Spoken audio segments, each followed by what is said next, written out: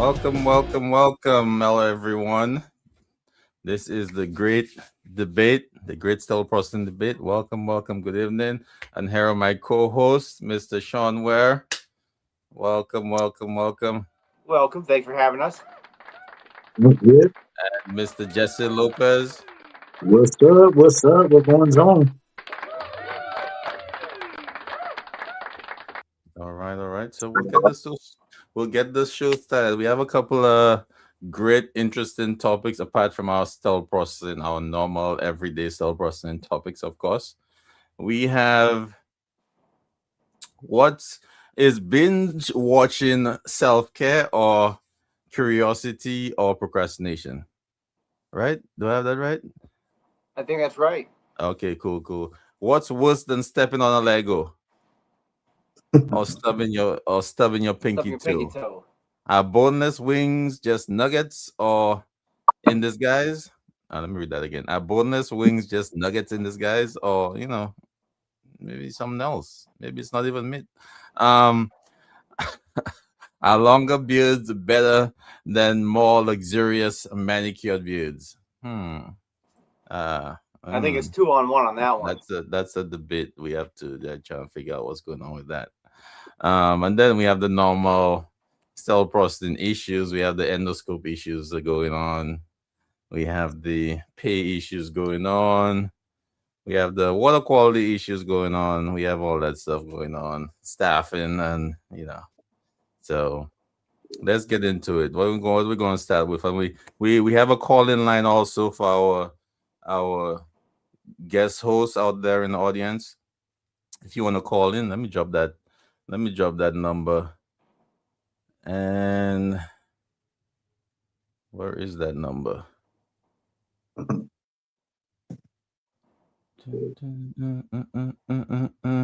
Oh yeah, disclaimer. Anything we say here pertaining to us, it's not pertaining to any facility we work for or any company we work for. It's just our opinion. Just a couple guys hanging out, shooting the breeze. I'm drinking some milk here. I'm drinking some wood here. Um, I'm burning some incense. I'm sorry. so, so yeah, our opinions are ours, and they don't reflect any of our companies or the facilities that we work for. So that's our little disclaimer. And I'll drop the phone number in the link. Hopefully, I didn't make it disappear. Right, it's go across the bottom, right down here. In fact, you know what? Let me go down low. It's right down here, guys. The number is right here. You see it? Well, I think we should start it off, man, with the beards. All right. So I had an interesting video on LinkedIn. They officially banned beard covers because they realized it didn't make any sense. But that actually got overturned. So we're back to now wearing beard covers. I apologize for that. I guess the video kind of um got things going the other way. So sorry about that, guys. So what's up with your beard? I think a longer beard is a better beard. It shows dedication, time management, and shows you can take care of yourself. You can put a lot of effort into growing it past, Nah, keeping it maintained. nah, nah, nah, nah. Jesse? I keep my beard however way my lady likes it. Okay. Yeah. All right. This All this right. this is this is this is strictly for pleasure only. Oh wow. Why can't a longer beard be luxurious and manicured? Well, I feel like it is. I mean, I It get it. is. Yeah. It is. It definitely is. It definitely is. I can't get mine as long as yours because it curls up more. So So but we if I got to get start, a beard. if I You got if to I get a perm it, beard straightener. it's about nipple level right now. So we good. So I last year I dove into the beard straighteners Okay. and Oh, made a huge difference. oh. Yeah. Guess what I have to say to that? Giggity, giggity, giggity. Yeah. Yeah. So shout out to all our guys in the comments right now. We have Michael Compton. Shout out to you. We have Kita Bikar. Am I saying your name right? On YouTube. Shout out to her. Is I'm that just looking at your your question from above. All right, cool, cool, cool. We have Mr. hey, that was like Rebecca? Dante. Oh, that's Rebecca. Oh, Yeah. that's Rebecca. Oh yeah, she's hiding behind the YouTube sign. Um, we also have Mr. Dante Jones. Mr. Jones in the house. Appreciate you coming on board. We also have Melinda Elamari in the house. She on She's on LinkedIn. LinkedIn. She's on LinkedIn. Shout out to Melinda. Melinda would have invited you on, but yeah, you're not a guy, so we can't Linda, do it. I will give you that one about Deannard's hair. That's about all he got, though. We have Ali Ulhak. Am I saying that right? I try and work on my tongue, my different pronunciations and names. So Ali Ulak, am I saying it right? Give me a thumbs up, Ali, if I'm saying it right. It kind of rolls off the tongue a little bit. Appreciate you joining. And let's go. So the beards, I can't do the beard thing because when it gets long, I just feel uncomfortable. I gotta trim it down a little bit. Maybe when I get a little. I know exactly what you mean. It took me a minute to like a long beard. Yeah, It Yeah, yeah, was to get yeah, past uncomfortable. It that was stage. itchy. Then after a while, I was like, you know something, I'm good. I'm good. yeah. Just a little trim here and there. I'll keep it down. Like sometimes you have to cut the bushes a little bit. Like it's growing in front of the yard, but once it starts covering the window and the door, and you can't mow the lawn, you bump it into it. You gotta, you know, you know what I So mean. Rebecca said, I think it was Rebecca, about better beard covers. I'm waiting for it. But I think I'm not dropping any names, but I know I had one at a hospital where just this part of my face was exposed. Everything else was in a bouffant. Mm-hmm. And it was like a full head beard face cover. I liked it. Looked weird walking around the OR and SPD, but it worked. You like that one? Yeah. While the OR was walking around with homemade hats and no beard covers, you were fully covered. Well, I'll keep going back to that report. I forget who posted that report about the surgeons doing surgery with no beards and then beards with no beard covers, and there was no increase in infection. Mm-hmm. And I can say in 16 years, I've only had 2 beard hairs in a tray when I didn't wear a beard cover. That's all I've they had found. What about the ones they didn't find? I've only had small little hairs found on and wraps. So you drinking some eggnog? You know, I try and keep it healthy. What about eyebrow cover? See? Eyebrow covers. We got to get the eyelash covers here because this eyelashes be going like. Yeah, it's. I think when we start talking about stuff, like I always hear, like when I do my videos, people are always knocking me. Hey, you got a beard cover on and a hair neck cover, but you don't got your arms covered. Oh, okay, I get it. Oh, your chest hairs are exposed. Okay, I get My it. Hey, what are we gonna start doing? Covering all our hair, eyebrows, eyelashes. What about all the people that wear fake eyelashes and you find those in trays? You're gonna open up Pandora's box when you're doing like that. We need to look at the data, and look at what's going on, what's the trends, and as Sean mentioned, the studies have shown when they were talking about the surgeons fighting with the surgeon caps versus the bouffants. Study shows there's no difference. There's not a significant difference. Okay. If you're doing your inspections like you're supposed to do, looking at your trays that you're supposed to do, you're gonna be okay. Linda, I knew it was beard hair because it was multicolored, like my season. It was but brown and gray. so so question: why isn't that promoted as much in the OR as it is promoted in SPD? You want to know why? Because the surgeons, they're the ones that make the money. Why can't we reduce trays the instruments in our trays? Because the surgeons. Why can't we, change process and stop doing IUSS? Because of the surgeons. They're the hardest ones to convince. The OR is although we're supposed to be working as a team and we're supposed to be one unit, it's an upward battle all the time. It's whatever the OR wants. A lot of SPDs will conform to that. It's really hard to argue that when one department doesn't understand the process of the other. You would think with the higher education that surgeons have and these nurses in the ORs have, that they would understand our process a little bit more, but it's completely opposite, in my opinion.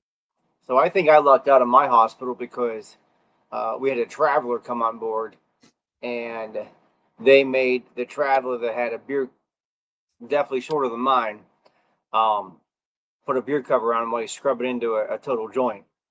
And I was like, well, that's good. That the orthopedic surgeon and the clinicians all backed up the wearing a beard cover if you have a facial hair in the OR all scrubbed in. So I thought it was really cool to see. And also back to your point, Jesse, on trays that are being lean. I think I lucked out in my current location because, man, my orthopedic trays are so lean. It's 2 trays that are stainless steel, and it's less than 100 instruments combined. The 2 trays, less. It's probably like I think it's less than 90 instruments from both trays. Yeah, I think it's possible. Yeah. Especially orthopedics. You don't need that much. Mm-mm. Yeah, it's definitely possible. It's not like, but it shouldn't be as hard as it is. No. You look like there's no way that a general major and a general minor tray should have damn near the same amount of instruments in there. That's crazy to me. That makes no sense. Hey, Deannard, you need to highlight Michael's point there. I think that's a good Michael, point that he makes.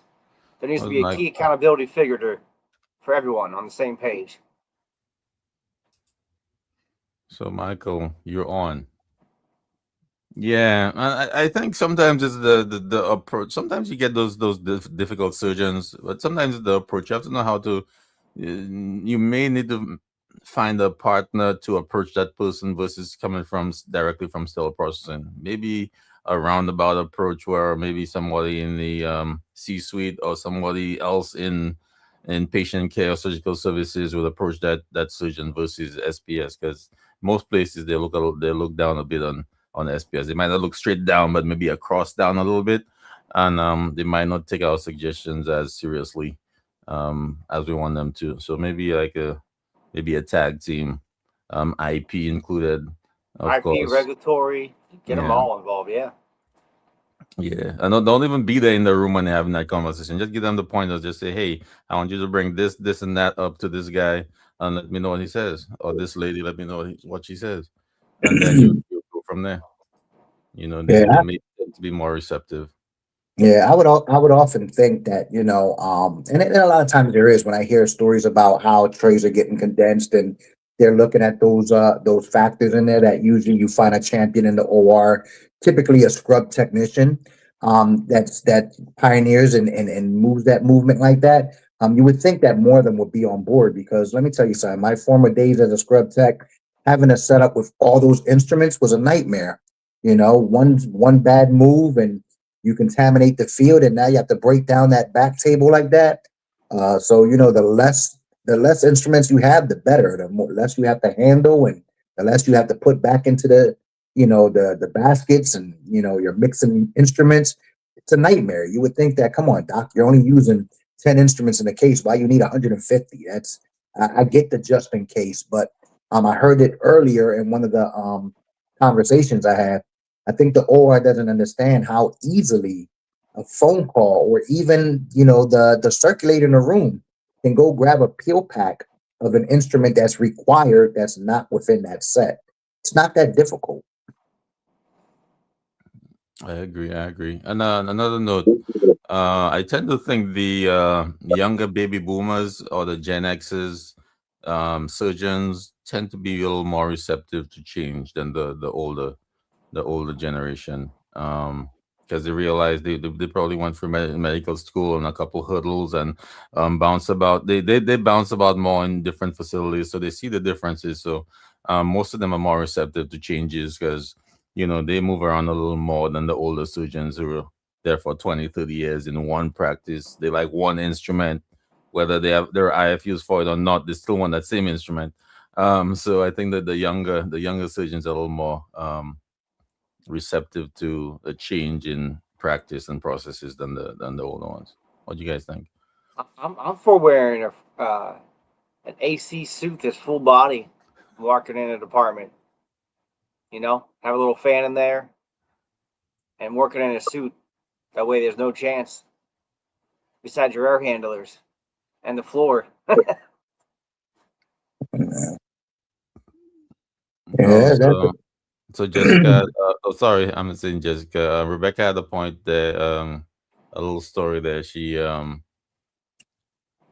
said she had a report from the OR saying there was a pubic hair in the set.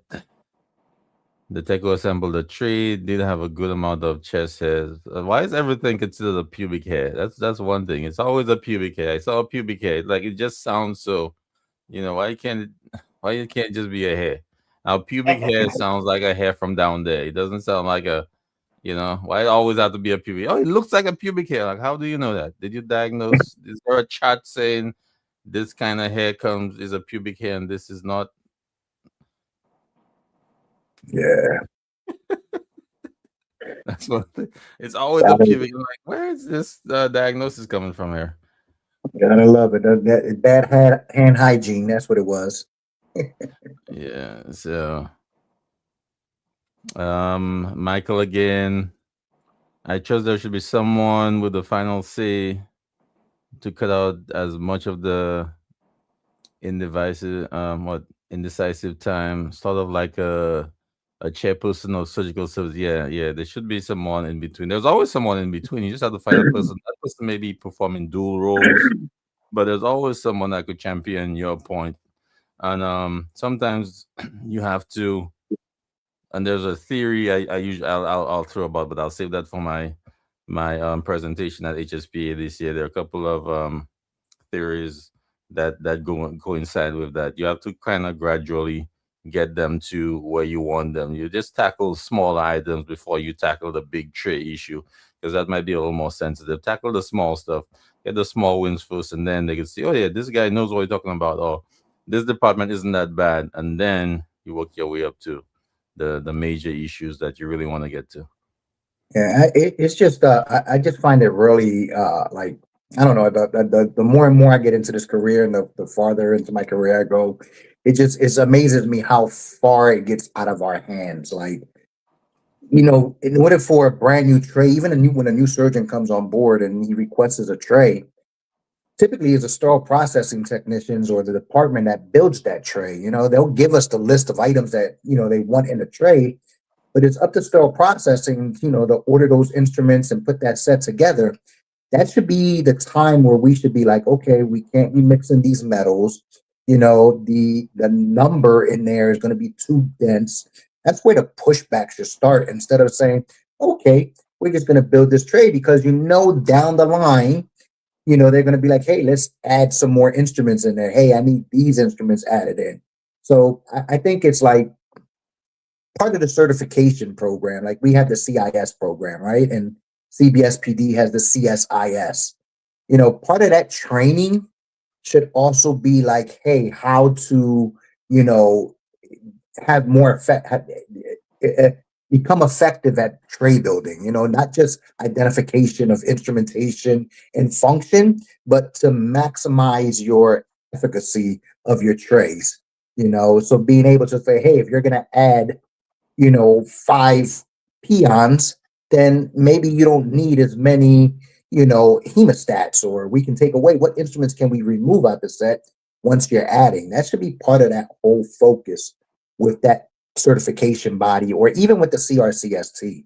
That should be part of our focus because eventually we move into those roles, rather than just being agreeing with what's being given to us from the OR, because that's a big thing. Like the Joint Commission will come in and they'll pop a set open, and I've been in the tail end of it where you see mixed instruments there from mixed, companies, and they love that stuff. Like, hey, all right, start pulling those IFUs to see if it's compatible.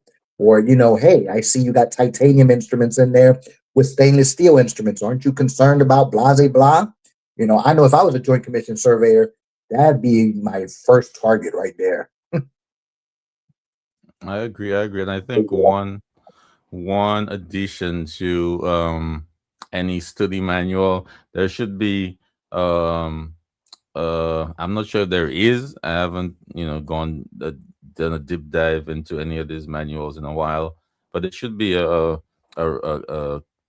chapter here on risk assessments, because that's basically what you have to do with the trees. You have to do a risk assessment on the instrumentation within the tree and how to create the tree. So there should be some form of a input or template of a risk assessment in these study manuals where persons could perform a risk assessment on creating those trees and different processes within SPS. So I think a risk assessment, a lot of folks do not even know how to create a risk assessment. So I think that's definitely an important thing in terms of being a cell processing professional and going to that next level, and is how to create a proper risk assessment I on. think that's more like the CHL though. Don't they talk about that in the CHL one versus the No, no, CSSPS one? that's even going down to a technician level. Like if we keep waiting to be a supervisor or manager to do some of those things, like we're just gonna keep ourselves back. A lot of those things in the CHL need to go down to the basic CRCST at some point.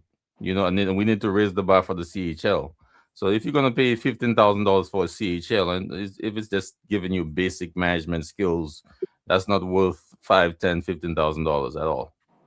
See what I'm saying? I still think the industry needs a leadership like 101 class for any kind of person to go through to get some kind of foundational knowledge of how to handle basic situations, confrontations, and communication from SPD to your team, like leadership to your team, to the OR, to surgeons, to IP, to joint, like surveys, how to handle those situations. Because, I didn't have that. I kind of learned by just seating my pants and kind of roll with it. I did pretty good, but I think there needs to be like some kind of class that gives that support to us. Nothing to do with certification, just like a kind of a 101 leadership class.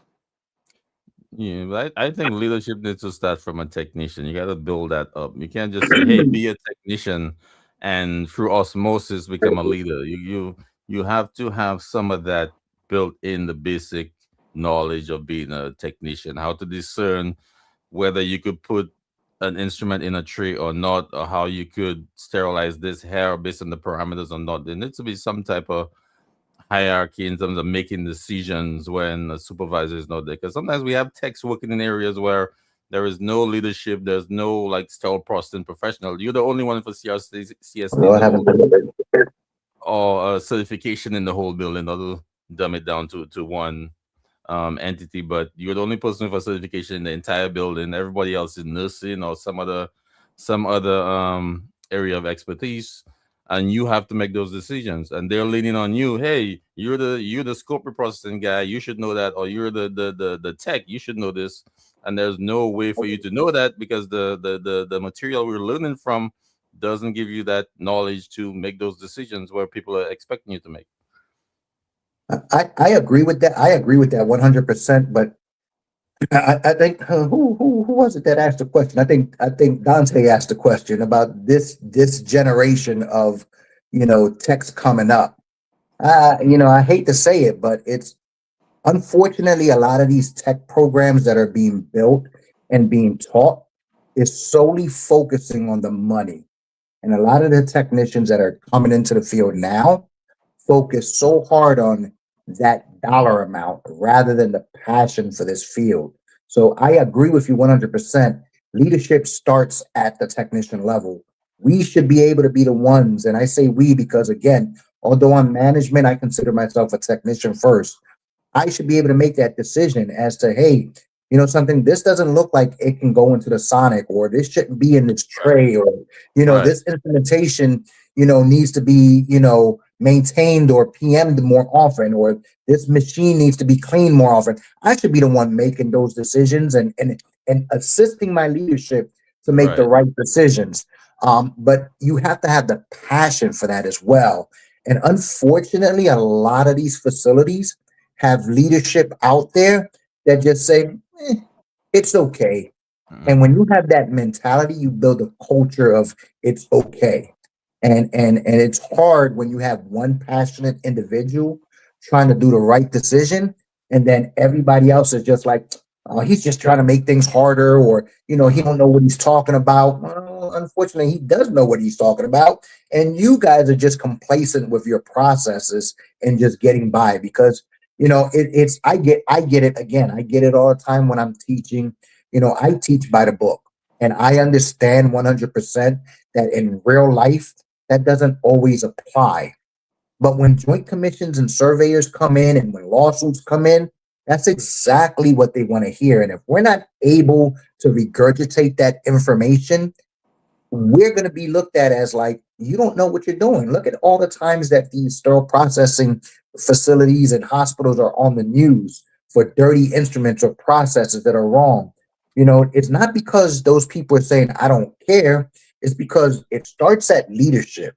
If the leadership is allowing the shortcuts and saying, hey, it's okay to do this process because we don't see it written somewhere, that's where the problem starts at. And when you have technicians question it and then they're afraid to question it because of retaliation or, it's just nothing being done over it, that builds a culture of, hey, I'm just going to do my 8 and skate, you Oh know? yeah, Jesse, I agree with you, and I think you need to be able to give your techs a voice. If you're changing something around, ask them their input, ask them for a little feedback on how it should be done or how they think it should be done, because they're the ones working every day, right? If you just go in and make a decision and without thinking about how they do it, um, you know, just ask them like, hey, does this make sense on how this is laid out? Give me feedback. So again, giving them a voice in the department's overall outcome and performance, I think, is another key thing. And another point, Jesse, on the Joint Commission, I'm sure I'm going to get a lot of pushback for this, but some surveys really do not understand even what we do in sterile processing. I've had many come through and they question something, and uh, I'm like, I had to step back and think about them and like, you should know what that is. Like even like the air exchanges. And then I had the same survey at 2 different locations, and they called out something at one and not the other place. It was the same process. So it's kind of like they're just picking and choosing. I think they need to be more consistent in what their findings and what they're citing for uh, at locations around the world or whoever. No, I That's it. yeah, definitely agree on that. I mean, we can talk all day about that because son, honestly, to me, for joint commission, it's the requirement to be a joint commission surveyor. I think is crazy. I don't see why you wouldn't have somebody from sterile processing on the joint commission team to survey a sterile processing department. Like You know I've why? asked for years, why can't I be a joint commission surveyor? They Why told can't me I could not be one because I'm not a doctor.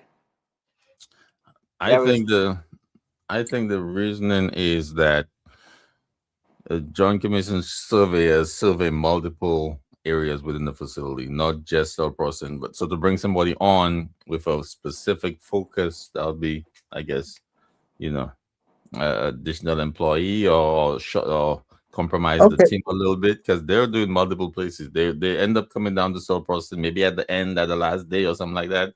But I the same agree. person doing store processing is probably doing medical records and nursing and a couple other areas as well. So So tell me what a pharmacist knows about a hospital policy. You can be I a mean, pharmacist and be a joint commission surveyor. What I do you know mean, they're about what supposed do to you know get about the OR? they're supposed to get some type of entry level training and some Get material the on heck what they're out of looking here. for. But Nah. Nah, if you can be a pharmacist and survey a hospital, guess what? I can be a sterile processing technician and survey a hospital too. Like, I'm not saying it's wrong. I'm just giving the reason why it may be, an issue. Mhm. So they're probably following. So I had a surveyor come in once upon a time, and looking at basically what they read. Hey, I just read. They basically said, I just read up on that. Let me look at this. I just read this, and let me look at that. So they're not understanding what they don't have the full comprehension of what they're looking at. They're going from what they read. So even if they're wrong, they're not going to say you and you correct them. They're not going to say you're wrong. They're not going to say But, you're right. They're going to say, well, this is what I read. This is what I'm going by. Even and, if you say, but see, here's that's the what proof this. right there. Okay. Yeah, but that's what they're supposed to do. That is the task of the Joint Commission surveyor. Like when they go into a facility or wherever they're going into, and I'm saying sterile processing because that's my area. If it's the OR, that their first question is to the department is, hey, what standards are you guys following? And if you say, hey, I'm following ST79, okay, well that's the document that we're like going to hold you up against. So if you're doing XYZ and that's not even in the standards, that's when they're going to question you. And of course, they're going to say some stuff that's going to be off the wall so that they can hear your response. That's why I'm not the only one. We rehearse with our staff. When Joint Commission comes in, we say our practice and our policy is this, not the way I do it, or our policy states, knowing damn well that's not what we're doing, but that's what we train our technicians to say. We give all the people who can't speak very well break at the time the Joint Commission comes in, and we keep our senior staff that we know can speak a little bit better within the department. Because again, we're not going to sit there and say what we're really doing. We're not going to tell the Joint Commission surveyor, hey, we mix Surgy stain with our enzymatic detergent because it makes it nice and shiny. You go ahead and say that if you want. It's not going to be a good outcome. What about the money thing? Let's go into the money thing. Money, money, money, money. Shout out to Trey jumping in. Trey wants more money. Let's make that clear. The reason why he posted that, he's kind of sent a subliminal message to his employer that he wants more money. Right, Trey? Give a thumbs up if I'm correct. Some of the best. so, so yeah, so I'll say the bad part about the money thing, and it's a shame, but sterile processing technicians, I don't believe this. So no one come at me on LinkedIn or any other place, but sterile processing technicians are an entry level position, and that's the shame because I will put a sterile processing professional against a surge tech any day, and we know the same, if not more, than a surge tech does. So it's just a shame. It's the way we're classified as workers in the workforce. It's an entry level position.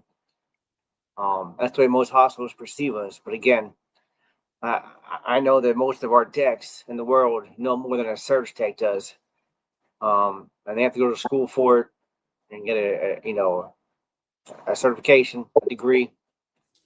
Most of us do too. So there was a thing. I think Hank over at Beyond Clean did a podcast with somebody who was able to raise the salary for all the techs in their hospital. I think did like a year or two ago. So it is possible, but you got to do a lot of work with the financing and the state to get that agreement done and to bump up the caps. So it is possible, but I stand behind what I say. I don't stand behind it, but it's because how we're labeled. And again, it is a shame that it's an entry level position. And I get the whole burnout. I mean, I worked this is probably the first 5 years of my life that I've never worked two jobs. I've always worked two jobs, even when I made good money. I just love working. That's just me. But again, you have to, a lot of these sterile processing technicians that come into the field and then even leave, because they don't feel like they're getting paid what they're supposed to, not even trying to better themselves to make more money. It's like, I know sterile processing technicians that have been in the field for 30 years and they've never tried to move up to like leadership or to a lead, to coordinators. They don't want to do anything more to better themselves, get themselves out there. You're not going to grow within the four walls of your hospital. That's going to be the difficult part right there. That's very hard, even in a brand new hospital building from the ground up. A lot of times you won't see people move up within their facilities. That's why these conferences are important. That's why networking is important. I've never got the position I've gotten if I didn't start networking. And I took 10 years to start networking. I didn't believe in it at first. And whatever, sterile processing. As soon as I started networking, that's when I started growing as a sterile processing technician. I had no clue what traveling was. I didn't have no clue what multiple certifications was. I had no clue how to gain more knowledge. I didn't know who the hell Amy was or AORN and all those other standards because I didn't network. How many CRCST programs out there teach you how to read an Amy document? Not much. Not No, many. we need to clap on that one, Deannard. Yeah, so We need a it's clap. it's very difficult. It's very difficult to build that. It's very difficult to build that into a program. So, these technicians that are complaining about money, ask them to stay overtime. They don't want to do it. Hey, if you want that money, you got to make some sacrifices too. You're not going to walk in the door as a brand new technician making $30 an hour. It's not going to happen. Okay, unless you work at a state that pays near that amount of money, you got to build your way up there. And you sometimes you got to get that foot in the door and make it known that you want to grow and you want to make that money. You got to be your own hustler. Yeah, so two things, Jesse. I think I don't know if HSPA still does it, but they're what was it, the preceptor program where you had the new person come around, never been to a conference. I think that was highly Yeah, I think beneficial. they still have that. They're still that. Yep, you still got it. Yep. Okay, and then I want to go back to Melinda. Showcase Melinda's little comment there. I don't. Okay. So I don't agree with her. I do agree the anticipating the surgeon's needs. However, though, they have to know anatomy. We have to know anatomy. They have to know microbiology. So do we. They have to know chemistry, and so do we. So it is a very difference of skill level. But I don't know. I still think we have to learn more as an entry level position where they go to school for it, if that makes any kind of sense. I agree with you, Sean. And anticipating a surgeon's needs, every surgeon is different. You can't walk into a room and be like, I know what you're going to ask for next. Some surgeons are just weird with their processes, and until you work with that surgeon for a few cases, you're not going to know exactly what's going on. And if it's not your service line either, if you rotate around, you're never going to know it. Right. I mean, right. But something, being from both worlds, that is exactly the truth. Like a surgical tech really has to be, as a surgical tech, to be a good surgical tech, you basically have to know the surgery. You are almost capable of being able to do that surgery if you're that good of a surgical tech. So you definitely have to be able to anticipate that surgeon. You can't wait for a surgeon to ask you for an instrument, because you should be able to, just like we should be able to troubleshoot, processes and sterile processing. Surgical tech is always paying attention to the field, understanding what's going on in the field so that they have the next instrument ready. And no, because one of the surgeon's main saying in the surgical tech, the model there for us is, if it's not clean, it's not sterile. For surgical techs and for the surgeon's communication, give me what I need, not what I ask for. So yeah, the surgeon may ask you for a curved Mayo, but you're telling them right there and then, Doc, you don't need a Mayo, you need a medicine bomb.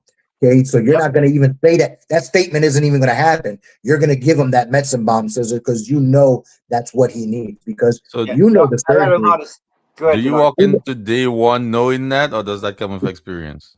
No, definitely not. It don't happen in day one. But when you're in that, and when you're in there alone in that room, that experience kicks in, because a big part of the training in surgical tech is the actual surgeries. It's not about knowing, hey, a laparoscopic surgery is a surgery of an abdominal cavity. No, it's the actual surgery itself. Hey, this is what happens during a laparoscopic, surgery. This is what happens during a cabbage surgery. We know what it is, but we understand what goes into it. We know the suture sizes. That's all part of the training of a surgical tech. So as far as us having a more I think surgical techs have a more stressful job than we do, because you have to deal with the attitudes of the surgeon and the nurses and the emergencies. We have to deal with the BS of processes. Usually in a surgical tech, you just have to deal with the surgeon that's old school versus the modern surgeon. Okay, he's going to do he's going to do a closed case or a robotic case, knowing damn well he can't do it. So we know we're going to have to open. So, yeah, there's a great deal to become a surgical tech. So I would probably come from both worlds. Yeah, we're on par. I think we're on par. Yeah, and I was drawn into a service line. I've never been to surge tech, but a nurse and a surge tech took me in to their service line, and they helped me learn the instruments and all the cases, the procedures, the steps. And I was blessed that I had surgeons who wanted to teach me what they were doing and why they're doing it, down to the layers of the body they're in, why they're doing that cut, the suture that they were using, and why that size or thickness. So yes, you're right. And it helps also if the doctor's willing to help out too and bring that sterile processing tech in there, and for the surge tech, that the surgeon is able to teach that surge tech that knowledge. So not disagreeing. Definitely. All right, Deannard, let's change it up. You want to go Legos? You want to go wings? Wings. Let's go wings. So rather, all right. So boneless wings are just nuggets and. Oh, before we go into that, Oh, what are you doing? just 1 second before we go into that.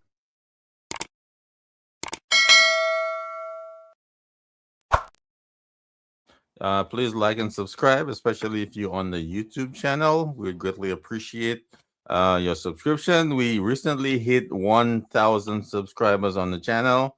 So shout out to the channel. We hit 1,000 subscribers. So we're getting there. Yeah.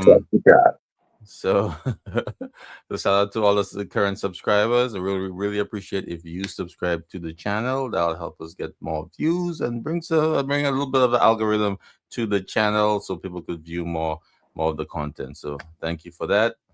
And let's go into the wings. All right, so a boneless wings. What was it? Just nuggets in disguise? What was it? What was the actual?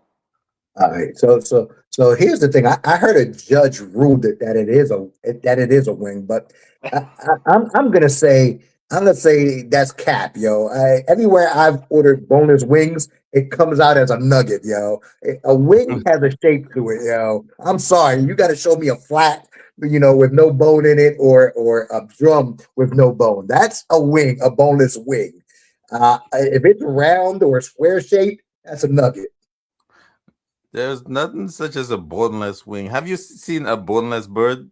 So I think what a boneless wing is either two things. You take some of the meat and you cut it in an odd shape, or they just take the chicken off the bone and then they shred it up and then they form it into whatever that's shape really what it was. And somebody made, got some flour and a mallet and crushed it up and made a little ball and called it a boneless wing. If you're going to most fast food chains, you're getting, different pieces of the meat processed and formed into a specific nugget and then, floured and everything. If you're going to a high-end bougie place and you order, boneless wings, they're going to cut up some chicken thighs and take it off the bone and they're going to fry it up. So it's still a nugget. Okay. It's still a nugget. First of all, wings are expensive as hell. Ain't nobody taking meat off of a wing, off a wing bone and cut it up into nugget pieces. Ain't nobody doing that. Darcy, I do agree with you. I actually. Oh, you're I've looking at actually who? Darcy worked or with Dorothy? Darcy. Darcy, oh, then put I've Darcy up actually there. worked with her alongside in my early career, and she's one of the people that helped me grow from the OR standpoint. So, her and I bounce a lot of things off each other behind the scenes. So we don't work in the same hospital system or nothing, and she likes Thai chili wings. Flats only. Why do most women like flats? Like, I don't get it. There's no meat on that. It's like you gotta fight in between the little bones to get the meat out of there. Look, I need some meat, yo. Darcy better I'm a call in. caveman. Darcy, call in and tell us why you like flats Yeah, only. guys, we do have Yeah, a yeah. call What's in up? line if What's you up? wanna talk, if you wanna voice heard instead of Yeah, typing all I that don't get it. stuff. I Call don't in. understand why like almost all women love flats. Like that's what they want, flats. I'm like, that's too much. That's too much fighting to get to the meat. That's like eating turkey necks. It's like you got to fight to get the meat off the bone. Even though I like turkey necks, but still, that's a lot of work. I mean, it looks cuter when you're eating a flat than when you're eating Wait, a what? drumstick. You I'm just not do a trying to little look. yum yum yum. You trying Let to me look find out cute? you like to look cute when you eat You wings, see this? Denard. I I don't I mind ain't cute trying when to I look. eat wings. I ain't We trying to better look have cute. Just that kidding. I'm sauce. trying to get some. I'm trying to get some chicken wing meat on my beard for later on. All Trying to right. get some color in that. So Leslie made a comment, earlier about if you're not a good leader, we're not following. Do you guys agree with that? I totally agree. If you don't have good leadership, you lose your technicians. Like why would I have? If you know a process is wrong and a leader's telling you to do wrong, are you gonna have any kind of respect for that leader? You're gonna lose respect, and you're definitely not gonna follow him.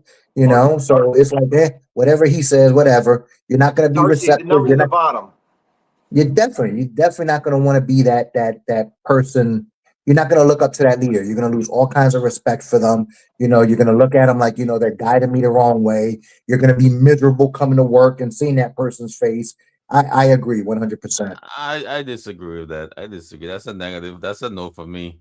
I like you shouldn't base your dedication to your work on the leader of the department. If you know that that you're serving the patients, that you're for the patients, if that person is a good leader or not. But if the directive is within the standard, you should follow that directive. Not, oh, this person is getting paid a lot of money and they can't lead and they're taking breaks and they're doing this and that. Like, yeah, that's not right on one in one aspect. But if the directives on what they're asking you to do, or what they need you to do, or how they need to perform is on point with what they're asking for the needs of the patient, I think you should follow that and not Yeah, worry but about the I'm gonna believe minutia with of the it. other stuff. I You should be I able to get lead your that, but team, and no one knows who the leader is. It's all like everyone can make the same decision, and there's that one person that makes the final call. But you're only as strong as your weakest link. You got to build them all back up so we're all equal. yeah, but it's but you look at your leaders for answers, and if you know they're giving you the wrong answers, and that's what they're expecting you to do, that brings down the morale and bad culture to the department. 100%. Jill says you can't look cute in wings. I don't know. I mean, like it's a little Uh, like people don't want to mess up their lipstick and they don't have. They don't Like you even wearing eat. lipstick, Denard? They don't. I mean, that's in my other life. So J- Uh, don't. so I take Jill as one of them Tom and Jerry wing eaters. Put the whole wing in her mouth and just pull it in one swipe. So, I mean, you gotta. Some people don't even eat the ends, like which is a waste of food. I think. Do you eat the end? I eat the whole thing. Like if it's yeah, I coming bite off, the bone. I bite bone and everything. So everything's coming off. I paid for it. It's mine. I well, I'm don't gonna know. tell you, No, I what like I no, both. I can't stand. I can't stand people who eat wings with a fork. Like they'll pull the meat off of the wing with a fork and then eat it I like that. have I have done that. I have done that. Come Depends on, on the Denard, set. yo, Depends on the yo, set. If Denard, I'm we're in about a to if cancel you, I'm in Denard. a 5-star restaurant, I'm not. No, no, listen. His 5-star restaurant has to have chicken tenders and fries because that's all he ate for a week when he was with me. If I'm in a five Oh star and they give a God. little appetizer on the side, I'm like, I'm We're at a cutting that steak sucker off. restaurant. He orders chicken tenders. Oh God, Yeah, yo, tenders nah. and fries. That's what I normally get. Yeah, that's my staple. You can't go wrong. That's why in Guatemala, all of y'all had diarrhea after eating all that steak and stuff. I didn't have Mm-hmm. any That's of that okay. stuff. That's Mhm. okay. We take some extra fiber. We good. So this I'm guy just went saying, out. We were in I like Guatemala, both right? boneless and wings. I do. We And were let me in tell you, Guatemala. Let me tell the story. We were in Guatemala, right? We went out for dinner, and oh man, everybody's ordering steak and all this. I'm like, and all this seafood stuff. I'm like, there's no beach. Like the closest sea is about 1,000 miles. Okay, there's somebody the calling. sea was an hour away. That might be Well, Darcy. that's a far away there. Come on. Hello. Oh, let me answer that call. Hello. Hello. Hello. Can you hear? You Can you pay the guys bill hear? for that phone number? Yeah, 412. eh, ca- Yeah, we can hear you. I think only you can hear. This is Dorothy. Can you guys hear? No, Okay, hold on. Let me do my special. Hold on, Dorothy. Hold on, hold Jill, on, it hold was on. him because I didn't get it. Hold on. Where we at here? Dang. All right. Hello. Welcome to the show. Hello. There, Hey, what's up, hey. Darcy? Talk to us. We can hear you. I can hear you guys. Yeah. All right, So so what talk what about what, what these are we talking wings. about here? You on the wings or what's your point? You're all making fun of me flats. Yeah. So why do you like flats over drums?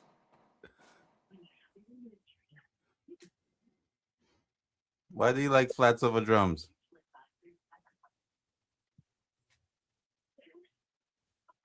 I don't think your calling works, Deannard. Nah. I'm a Yeah. flat girl because I don't want all those nuggies on the back. She doing the nuggies on the back. What's that? Like that's good meat. It's like knuckles. Yeah, that's good. Yeah, and then you buy like the white stuff. That's good. I don't care what color it is. I just don't want the knuckles on there. Oh man, the The knuckles are good. knuckles. Like they're crunchy.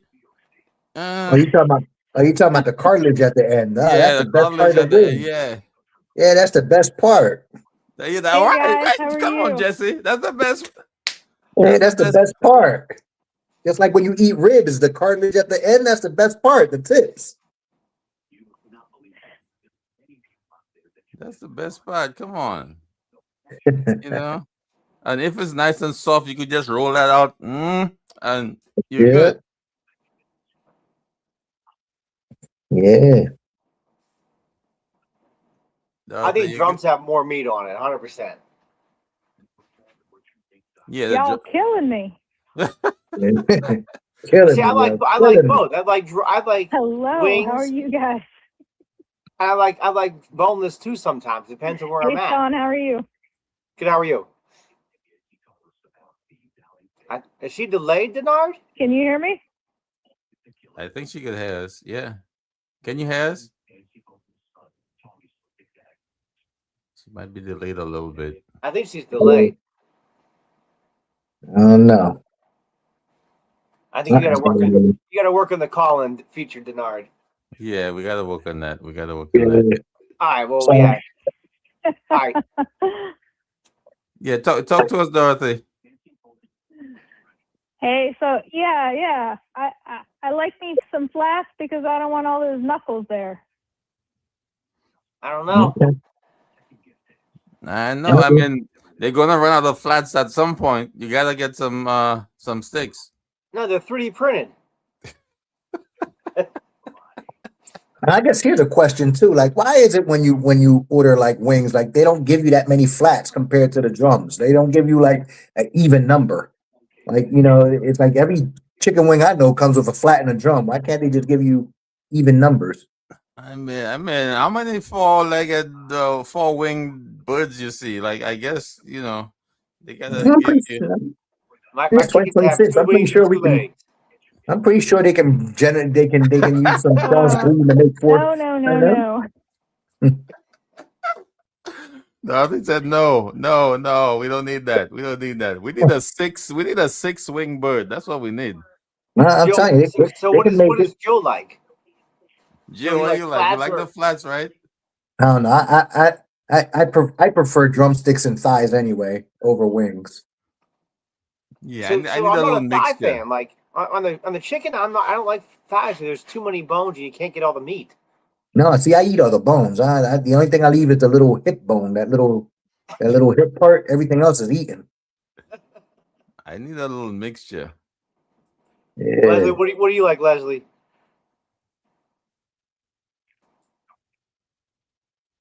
Let's see what do you like.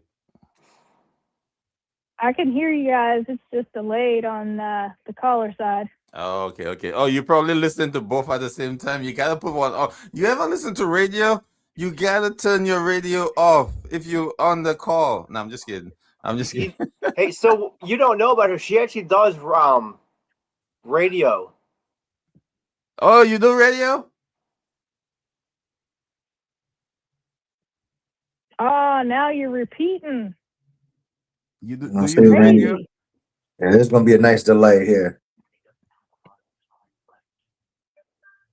Yeah, she probably listened to both. Are you listening to both at the same time? No, it's closed out. Oh, okay, okay, okay, okay. Yeah. So, do you do radio? Nope, don't do radio. Like Sean, what are you talking about? Sean Yes, you lying. do. Yeah, why did Sean just lie? I think she's trying to hide it. All right. Well. Thank you for calling in. All right, thanks, Deannard. Appreciate you. Thank you. Appreciate guys. you. Keep it up. All right. All right. Had that ugly mug up on there. That was a good call. I'm still waiting to hear from Leslie and everybody else. Like, what are we doing? Flats, drums, or thighs? Oh, Rebecca says no flats. No flats. Yeah, Rebecca. See, Rebecca work out though. Rebecca need protein, yo. She don't need a little skinny flats. She needs some. She need Oh, meat. Danny says boneless wings only. Oh no, he says Ooh. boneless wings is a crime. Oh, Oh, okay. I'm about to say boneless wings. Yeah, I'm about to say boneless wings is a crime. not No, it's Danny. not. Brandon. Brandon says The boneless wings is flavor, a the crime. flavors in the bone, just like flavors in fat. All right, so what's your favorite flavor? Favorite I said flavor? Mild is or- good. No, the Why are you spicier so the basic? better. The spicier the better. I go for ghost pepper and higher. Okay. Jill doesn't I like wings. That's I like crazy. garlic barbecue. That's pretty good. Yeah. I just always What- go for what's- like the spicy because Yeah. but I like a nice Jamaican jerk. Jamaican jerk's good. You got to Every get good. now and then, I got a Jamaican little jerk, though. rotisserie wings. How are you from Yeah. Jamaican? You don't like Jamaican jerk? Jamaica, like it's in America. It's not Jamaican jerk. It's American jerk. Come on. Come on, man. It's American jerk. It's in a bowl. They shake it up and they cook it. Like it's not real jerk. Like come on. I got real jerk in my refrigerator from Jamaica. I made it from all my spices I gave them. Okay. All right. Just gotta make it. Just gotta make it on the grill. If you don't make it on the grill, it ain't real jerk. Why won't you even in front of us, Jill? You just gotta wear it all over your face, and then see with the beard that we got, you can smell it the rest of the day, Yep. like bacon, spaghetti. All right. Syrup? Also, so Jill brought it back up. Let me go for the Guatemala story, right? Ah, So after work, it was not me though. after work, these guys want to eat clams and lobster and steak and all this. And I'm like, we're in a little backyard restaurant. Like, they're not going to be able to cook that stuff. We're not in a gourmet 5-star restaurant. Like, why are you asking for this? So I said, you know what? Let me just stick to my staple chicken wings and fries. Everyone knows how to do chicken wings. Even if it doesn't come out good, you can put a little sprinkle, a little ketchup, a little something on it, right? Next day, one of the ladies that couldn't come to work. She in the bathroom. See, it wasn't me, Jill. Oh God. But look, you That ate, was crazy. but remember though, Danny ate those pigeon wings. The wings Oh. are like that big, like I don't know, like They're like probably 2 inches. The wings. They were pigeon wings. You're trying to experiment in the middle of nowhere, and all this So food they don't.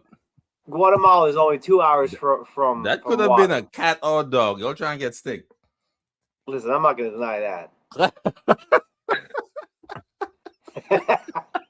But this guy ate chicken tenders at every place we went to. I've been on the safe side, man. You gotta be skeptical of the water and all that stuff and the food, how they cook it. If you can't cook wings at a good temperature, cook it properly, like you gotta be safe. Like now, if I was here, I would experiment a little bit. But like I'm in a foreign country, I ain't trying to eat like a rock star now. I don't know. You only live once.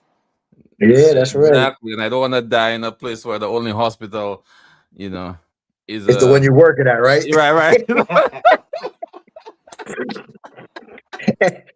and you know the stuff ain't 100% gravy. Right. Hey, wait a minute. Right. So Melinda said a good flavor that I've had before. Where's that at? Strawberry hot. Now, is that strawberry with habanero or what, Melinda? Wait, what is strawberry? She said strawberry hot, and now I've had mango habanero. Yeah, I've had mango habanero and apricot. I've had raspberry habanero. That was good. That's a drums. Yeah. But Melinda, what is strawberry hot? Yeah, where the hell you get that from? First of all, what's the best wing spots around here? Well, wait, where's here? Where are you at now? Like I'm in Jersey, so. Oh well, there ain't nothing in Jersey. Wait, you crazy as hell. We got the best wing spots. What are you talking about? We've been on the Food Network and everything. What are you talking about? You go to the Chinese spots. So Chinese got some good wings. Chinese spots got some good wings. The Chinese spots got some good wings. Chicken wing fry. Chinese. Yeah. Chinese spots always make good wings. Good chicken wing and fry. 10 minute. Yeah, when you get there, it's still why not is she done. trying to change the topic? Melinda, no. Melinda, what is strawberry hot? Is it like jalapeno or is it a habanero? And then we'll get on to the FDA. Jesse's favorite topic. FDA? Okay. What's that? What does that mean? No, hold on, wait. Let's get Melinda to get the strawberry because I want to make this. What do you guys say? Oh, 1 trays. No, don't go there yet. I mean, I like 2 trays. I like Listen, a lot of trays. I've already had 2 messages to bring it up too, Jill. So, all right. Well, while she's typing up her strawberry, let's let the man Jesse over there talk about the 1 tray. What about it? Finally, the FDA slaps them with that. You need the dry time for terminal sterilization and storage for 365, which they were promoting from day one. Finally, their asses got a taste of what regulatory is supposed to be. Because when they first dropped it, they were talking at 365 storage with no clearance. And now that they do 365, they require a dry time like every other regular terminal sterilization tray. But and I don't remember that. I've used 1 tray since they first came out, and I don't remember that storage. I always remember it being deemed as to be used right away. I didn't say that. They had the little leaflets with the storage. They change every couple months. I had a couple of them. I wasn't going for that nonsense too. Yeah. One said one thing, then the new one said another thing, then like you in between. Yeah. So Sean, you used 1 tray, right? Since it came out to the market. Have you stored it? Have you ever stored with 1 tray? Never. Exactly. IUSS. Okay. So regardless of what the FDA slaps a label on there and what they were verified for, I can do the same thing with an Ascalap trays. This is my whole point with 1 tray. I can grab an Ascalap tray straight out of the sterilizer and take it right to the OR. They're cleared for that. Okay, but it's IUSS. That's what it is. Okay, and the amount of moisture that's in an Ascalap tray is equivalent to the amount of moisture that you're going to find in a one tray. And that hydrophobic filter they have, well, guess what? My little home experiment showed that it's no different than a universal filter from Ascalab. No different whatsoever. So your Now, 40, that little so 48 now- hours that they claim, no one's using it to store for 48 hours. That makes no sense whatsoever to store an item for 48 hours. It makes no sense. I listen. I've known people to do it. You know people who store for 48 hours? Mhm. Really? Just 48 hours. Before this thing, new revision came out. Yep. Yeah, I've yet to come across that in any busy facility. It's a Most shame. people most people that buy one trays, you might buy 10 or 20 of them at most, if you have that many. The facilities I've been to maybe have 3 or 4 of them because they're using it like the IFU says, Yeah, as IUSS. supposed to. So, But then with, you get with the carried new away. IFU revision, are they saying it's still done as terminal, or is it So- now? So that new revision they've always claimed terminal. They've Yeah. always claimed terminal sterilization, but now they got the clearance for event related 365 days of storage, with but 15. you have to have that 15-minute dry time. But so as a regulatory person walking in your door, Jesse, I see you have a one tray. You one trade something 10 times in the last year. Show me the IFU for being able to do it on that cycle. On what cycle? On the 274.15? Well, I guess it is that now. Yeah. Okay, yeah, I can show you the IFU because most instrumentation will give you an IFU that gives you only sterilization time and it gives you exposure time. Now, if it has a dry time on there and it says minimum dry time, then we have to cross-reference that with the IFU of the one tray. And if the one tray, I haven't seen the full IFU officially yet, I'm almost guessing that that dry time on there says minimum as well. But So there's yeah, some that's the point. Yeah. So go ahead, Deannard. yeah, so there's some instrumentation that actually say no IUSS Mhm. also. Correct. So no matter whatever you cross-reference, they say no IUSS. Follow our IFU per Correct. But I thought directive. one tray or had a letter, a white paper that said that they would I don't say like negate that, but kind of cover that. If it said that So- in their IFU, you could still do it. I thought they had a And again, the reason they get away with that, again, the reason they get away with that is because they got the clearance from the FDA for no dry time. So officially, they are not officially by FDA, they are not IUSS. They are not. If you're using the one tray with the 274-minute, no dry time, 48 hours of storage, you are not doing IUSS. But if you're not storing and you're using those instruments immediately, I don't care how you define immediacy. In my opinion, that is IUSS. Because you'll see every facility you walk, the majority of facilities you walk into, they're not exclusive one tray. There's only one facility I know that's exclusive one tray. And I haven't heard any feedback from that facility. No one will talk to me from that facility that does exclusive one tray. like they do Okay. that only for everything. That's the only tray they have in their facility. So they buy those filters that cost Exactly. $15. Exactly. So they went exclusive one tray. I've yet to hear any feedback from that facility, but the majority of facilities are using one trays as turnover trays and IUSS. They're using it because again, when a joint commission comes in, they can go ahead and pull out that IFU and say, no, this is not IUSS. But that's exactly how you're using it.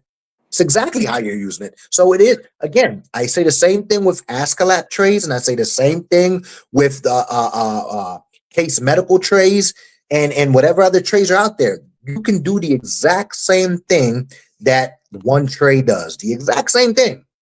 They're all cleared for the same cycles and everything, no dry time. But the only difference is their IFU is going to say it's IUSS. So One tray, some way, somehow, some way, one tray convinced the FDA to take that out of there. And even though they did their validation, if you see their validation letter or their whole validation study, they did it against an IUSS tray, which is the what's the old Sterile IUSS trays, the plastic ones. Flashback. Yeah, the flash packs and the case medical tray. That's what they did their validations against. So Jill, kind of go back to your 48 hours storage. Hold on, I want to ask Jill what she means by that, because I'm curious. She stated no one tracks 48 hours for storage. I just want to kind of get a little detailed on that. But go ahead, dude. I'm sorry. I just want to backtrack to hers. No, And then as far as the rest on and pitting on instruments, we'll get to that topic in a second. Promise you. yeah. And Rebecca has something in there. I got they were trying to do with those locks. I hate those 1-tree locks. Come on. I used to ask that blocks. And I mean, you know, son, and I'm glad Jill did bring that up with the tracking. Come on, can you tell me? Can you honestly sit there and say, "Hey, I know this tray has been on the shelf for 67 days." No, when you practice event storage, you don't really know that unless you're really looking at your tracking system and go, "Hey, this went into storage on January 5th, and today is the 7th." You know, it's been on there on the shelf for 2 days. Had one tray came out and say that they're exclusive for loaners, that makes so much more sense to me. Because loaners have a 48-hour, most people have a 48 policy on loaners to come in, put it on the shelf and get it ready for the case. Had they did it exclusively for loaners, makes 100% sense to me. 48-hour storage. General instrumentation, how many cases are you doing a day? 4, 5? To be able to use something like that? If you're doing 100 cases a day, guess what? You're not doing no one trays. You're not. Melinda has it on point, and Joe, I'm not focusing on you. I just wanted to get clarity on it, just for not picking on you. I just want to know, because I can track trays until it hits a patient, and I can track it to the patient and continue on for the life of the tray as far as my tracking system goes. So I can keep tracking of that. I can tell you how long it's been on the shelf. I can tell you when it was last PM'd. I can tell you all that. So I'm just curious. I can see how long it's been sitting on that shelf, because I know what I do at my current location. I scan the entire SPD department and all the OR trays once a week to update the location and just kind of reset where the things are at. So if you're actively doing it, what if you call out tomorrow when that's the day number 2? Yeah, exactly. So, and that's the point. That's the point right there that I think is really in it. That only works if everyone scans. You're saying once a week, but one tray's every 2 days. What happens the other 4 or 5 days? So that only counts if everyone's doing. And we already know we're in sterile processing. A lot of processes get skipped. A lot of scans get skipped, even from the load contents to storage to when it gets moved off the shelf onto a case cart. A lot of those scans get missed. So 48 hours is a very short window, and you're going to miss that opportunity. And guys, give me a minute real quick. Give me a minute. I just want to say something. I'll one tree. If you feel we're diminishing or we're talking bad about your product, please give me a call, and I'll be happy to bring you guys on, and you guys could give your side of the story. So this is the one tree. Come on the show, and we'll talk. Now, wait a second. I can make that happen. I can make that happen. If you want to get on that call, Deannard, I can make that happen. I mean, son, it's. I get it, man. Let me tell you something. I think I do always like backlash on one trade because again, it's like I'm not seeing your product being used. I get what you're saying. I get it. You know what I'm saying? And if it was used the way it's supposed to be used, kudos to it. But that whole the moisture is sterile inside of the tray. It's the same thing with an Ascalab tray. The same thing with a case medical tray. If you're saying the moisture is sterile in your tray, it's sterile in every tray. You talk about your tray can be thrown in the ocean and it can float. Well, I showed that the same thing in the Ascalab tray. It floats in my bathtub. So guess what? You're not selling me a product that's any different than anything else that's out in the market. You just worded it a little bit different to the FDA, and somebody bit and they took it. Simple as that. All the science that you put behind it, you just probably dished out more money to get your product validated. Because if you have enough money, you can validate your product to do whatever. Hey, I can make hot dogs in my tray. Yeah, I can probably validate that too. All right, let's put the one tray on hold because I think we should do a podcast with their educator. I'll reach out to her. We'll make it happen. Cool. Thanks, Jill. Yes, good vibes on the music. Let's talk on the rust and staining and how we get OR and SPD degree on that. Can you highlight that one, Deannard? Which one? That was a little higher up. I don't know how to say the name. Adali? I'm sorry if I'm saying your name wrong. I saw it earlier. I should have put it in the queue. Can we please? Is this it? There you go. Yeah, let's get that topic up. I'm not trying to alleviate the one tray issue, but I think we should. All right, so let's knock one out right out the back. Rust is not acceptable no matter what degree. Simple as that. Rust is toxic to the human body. Get rid of it. And any rusted instrument needs to be getting rid of. Now, we always talk about these rust inhibitors and rust removers. They only work if you allow your instruments to heal after you treat them. If you're using a rust inhibitor or a rust remover and you're sterilizing your product right afterwards, you're going to get the rust back. You didn't allow your instrument to heal. Passivation layers continue to build throughout the life of an instrument, but it has to be allowed to rest before you utilize it again. As far as staining, it depends on what type of stains you're talking about. We're talking about stains like mineral deposits. Again, that needs to come out of a tray before you place it into a patient. That is a foreign body. But if you're getting like rainbow stains and things of that nature because of overheating, those, again, MET instruments are probably the most notorious to see that happen to. Okay, those stains are not going to come off very easily, so they don't jeopardize the patient, but they do jeopardize the functionality and the life of the instrument. So the OR is not going to be trained to know the difference between none of that. That's our job. Okay, so the OR needs to understand that, we need to understand that the OR is focusing on the patient. We as technicians have to focus on delivering instruments that makes their jobs easier. Gus always talks about this, how we get our mission incorrect. Like we say, oh, we focus on the patient, No, we focus on our customer so that they can care for the patient. That's our impact to patient safety.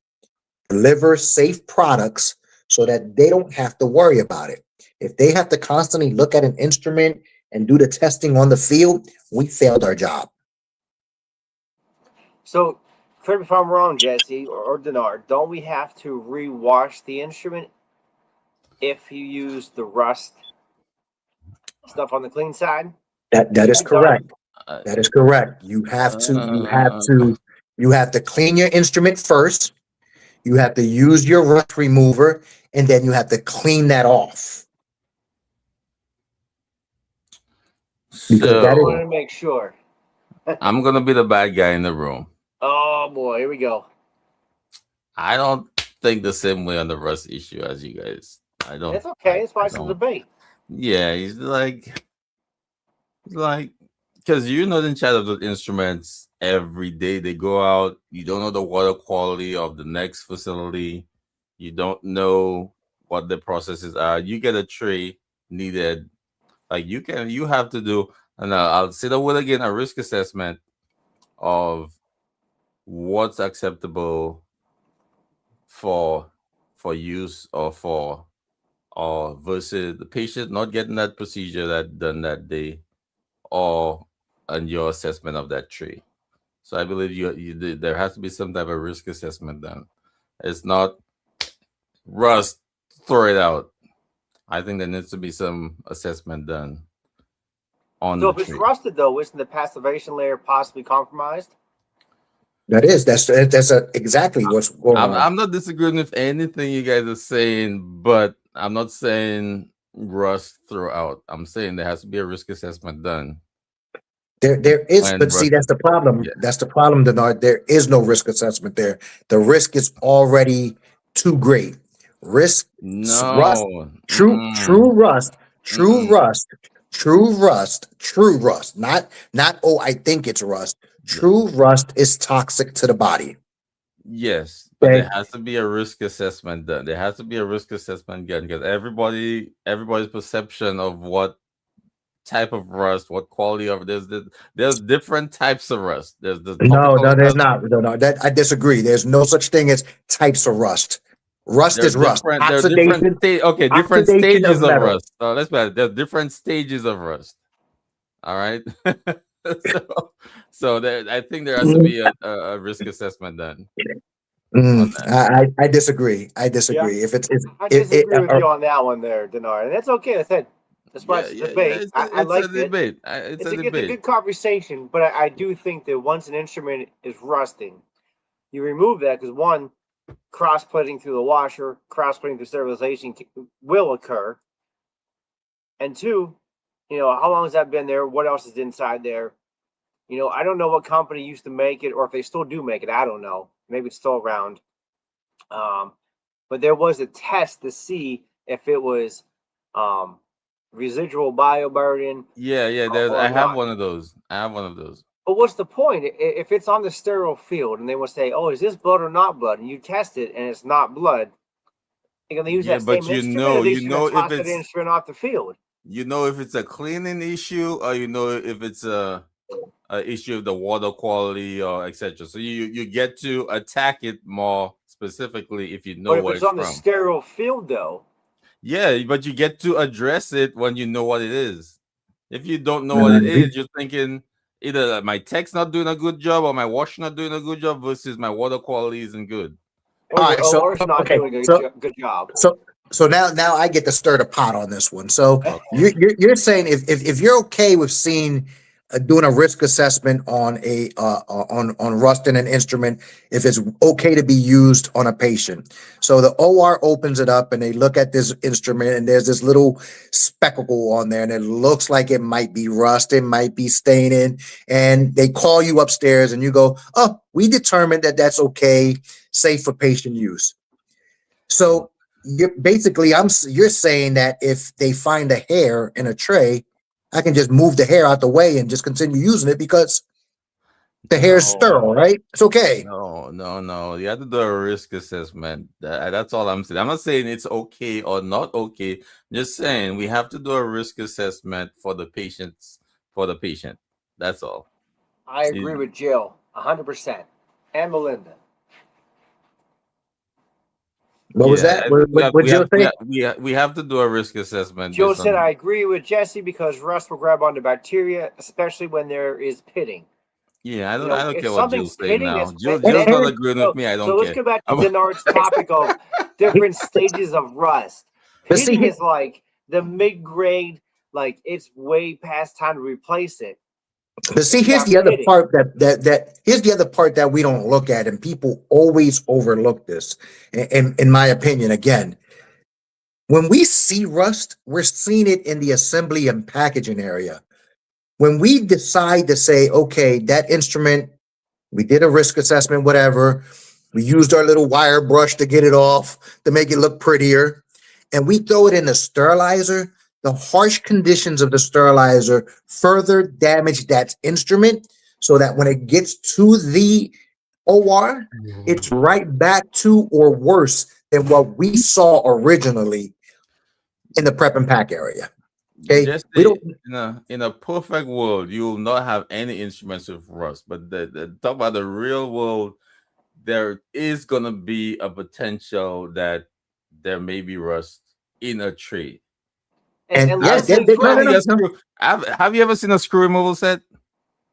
A what? Screw Screw removal? Yeah. removal. You've seen those things, right? Yeah.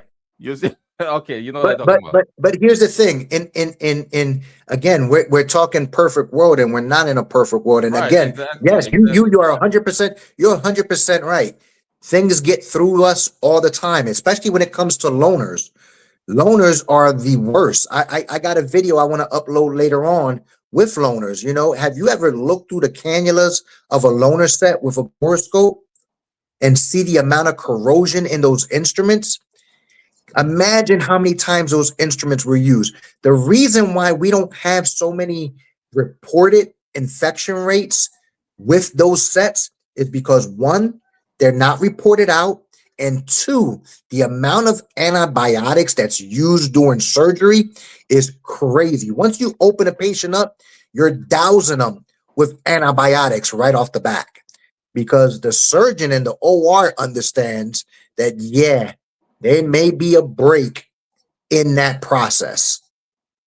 so And Jesse, rust I'm is trying one. to do a go ahead. Go ahead. Yeah. And I'm trying to do yeah. a podcast. I gotta get reconnected with Hank on this. I really do.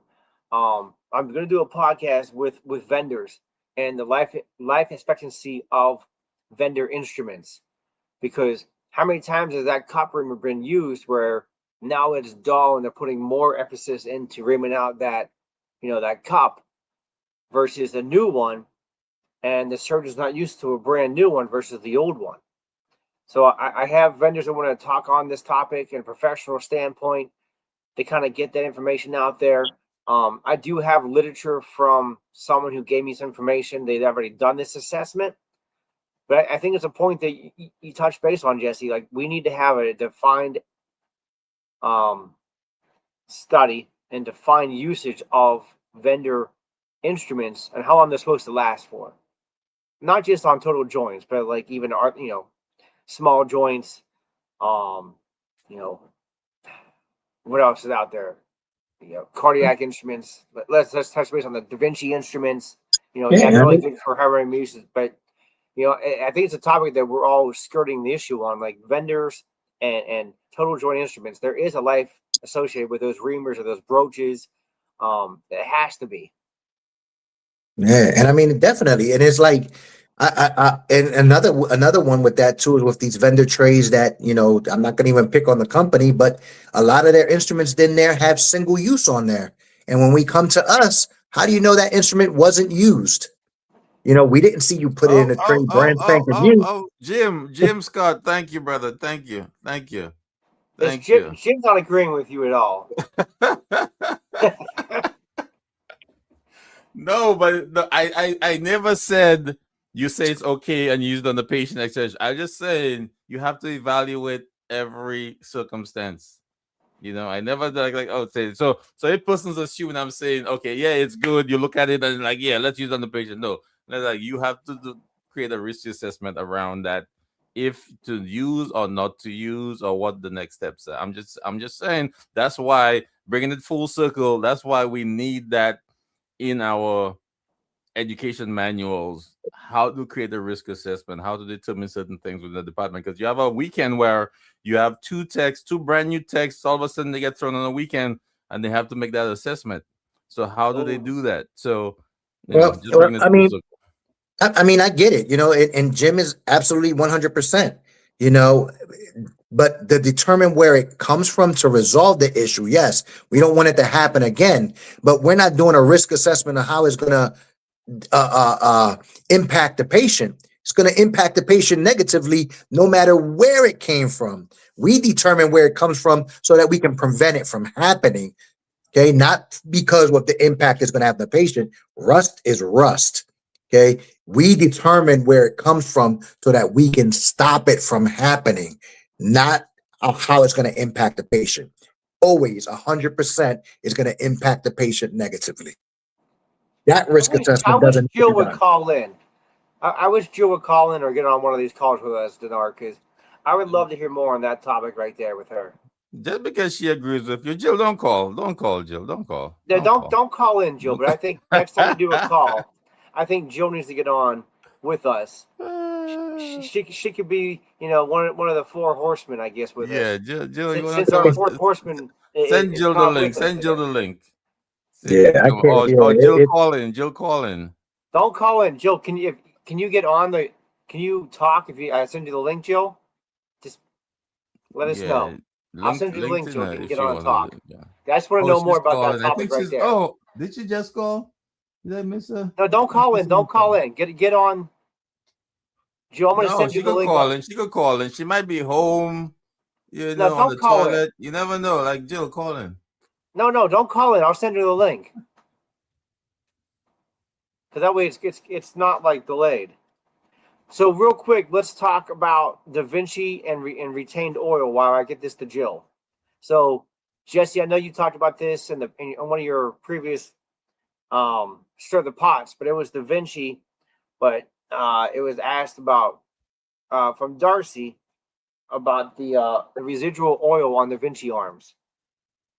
okay, that's you over oiling. Okay, it doesn't take a lot. Okay, when you oil anything, any instrumentation, you're supposed to pat the excess oil off, not wipe it off, but pat it off. If you're using a full drop of that oil to oil your Da Vinci arms and the joints, you're using way too much. You're What supposed about to the spray? What about the spray? The spray, you can use the spray as well. Okay. Honestly, the spray I'd is rather the better. spray. Yeah. The spray is better to me than the actual drop of oil because the people don't understand is like when you're using the oil, it's not a drop you're putting on there. You're forming a meniscus and you're actually touching the joints to just put a little bit of that oil on there and then pat off the excess because that residual oil looks like moisture on a liner or in a tray. Okay.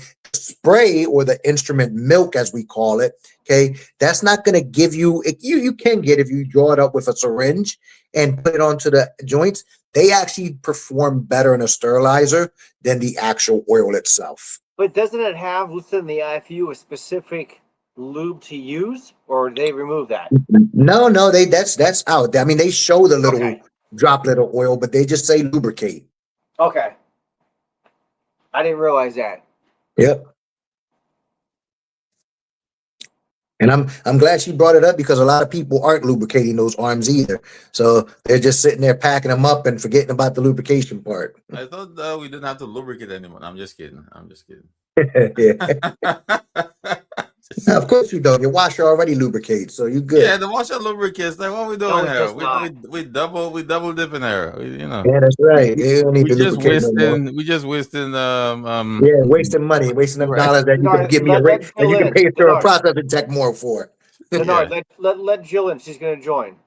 All right. I just want to hear this topic. I don't think Jill is brave enough to join her. Vendor I don't think she's brave enough. Well, no, she's joining right now.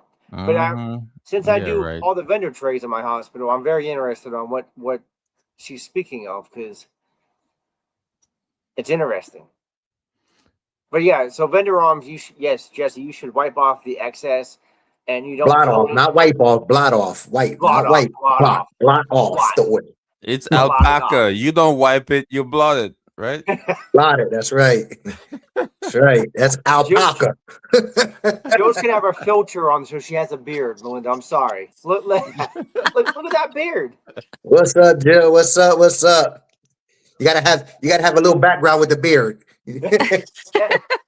I feel out of place. Yeah, that's okay. Right. It's a Sesame Street motion. It's a Sesame Street day. What's up, guys? Man, what's up? What's up?